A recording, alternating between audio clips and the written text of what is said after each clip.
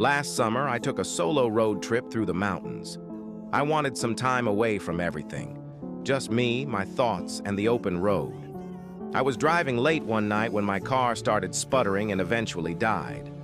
I managed to coast to the side of a desolate road, completely cut off from civilization. My phone had no signal, and it was pitch black outside.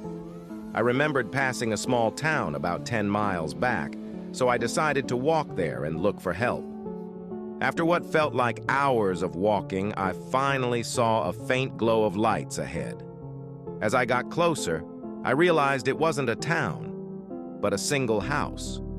It was an old, run-down farmhouse, but at that point, I didn't care. I just needed a phone. I knocked on the door, and after a moment, a middle-aged woman answered. She looked startled to see me, but eventually invited me in. The inside of the house was even more decrepit than the outside. The wallpaper was peeling, and the furniture looked like it hadn't been touched in decades. She offered me some water and let me use her phone. I called a tow truck, and they said they'd be there in about an hour. While I waited, I made small talk with the woman. She seemed nice enough, but had an odd way about her.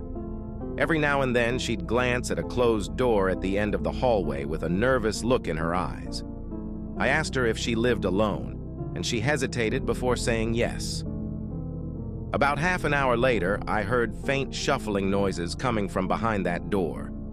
I asked her if she was sure she was alone. She laughed nervously and assured me it was just the house settling, but her eyes told a different story. Follow for part 2.